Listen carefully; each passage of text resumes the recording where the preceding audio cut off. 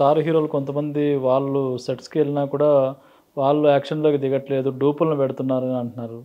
డూపులను చూడడానికి రావాలి మేము అని కూడా కొంతమంది ప్రేక్షకులు అంటున్నారు. అవును, తప్పేంటి డూపుల్ని పెడితే? సరే, డూపుల్ని చూడడానికి రాకు, నీకు ఆ హీరోని పెట్టే సినిమా అంతా తీస్తా. ఆ ఒక్క సినిమా హీరోని చూడగలను, నువ్వు మళ్ళీ నీ అబ్బాయిని హీరోని చూడలేవు. హ్మ్.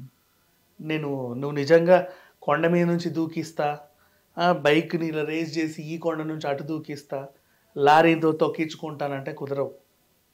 ఆ హీరో మళ్ళీ పని చేయాలి కదమ్మా. రోజు ఇప్పుడు ప్రభాస్ కొల్లంత నొప్పులు ఎందుకు? రోజు రోపుల మీదే ఉంటాడు ఆయన. డైలీ రోప్సే కదా.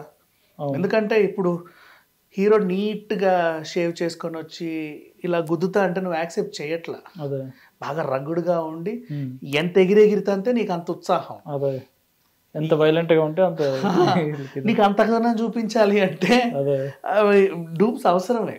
సాఫ్ట్‌వేర్ జాబ్ అయితే ఏదో వస్తాడో ఎందుకంటే వాళ్ళ పోతాడో హీరోలు గ్లామర్ని కూడా కాపాడుకోవాలి కదా. డూప్స్ అవసరం. ఓకే. డూపులు చూడడానికి అని అనకండి.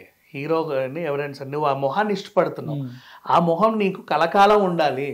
ఓ 100 సినిమాలు తీయాలి, 150 సినిమాలు ఆ మొహం నీకు కావాలి అంటే ఈ సిద్ధాంతాన్ని మర్చిపో. లేదు, ఒక సినిమా అయినా పర్లేదు, వాడు చచ్చినా పర్లేదు, ఎట్లున్నా పర్లేదు, నాకు ఒక సినిమా ఇస్తే చాలు, ఆ హీరోని మేము జీవితాంతం అభిమానించుకుంటాం అంటే నీ ఇష్టం. ఒక సినిమానే తీస్తాడు. నువ్వు అన్నట్టు కొండ మీద నుంచి దూకుతాడు, బావిలో దూకుతాడు, సముద్రంలో దూకుతాడు, అందులో కలిసిపోతాడు. అప్పుడు ఒప్పుకుంటారా? మనమే ఏడిస్తేస్తాం. హీరో మనకు అందంగానే కావాలి, బొమ్మలా ఉండాలి.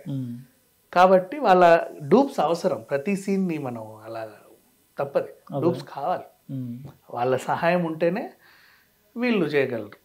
ఒకటి కాదు, 4-5 డూపుల్ని కూడా పెట్టుకో. ఏమో మరి ఆయనకు కూడా పాపం మోకాల నొప్పులు రావా? ఆయన కూడా మనిషేగా. అదే అయినా మనిషే, ఎక్కి దూకుతాడు. 4 పెట్టుకో డూపులు, తప్పులేదు.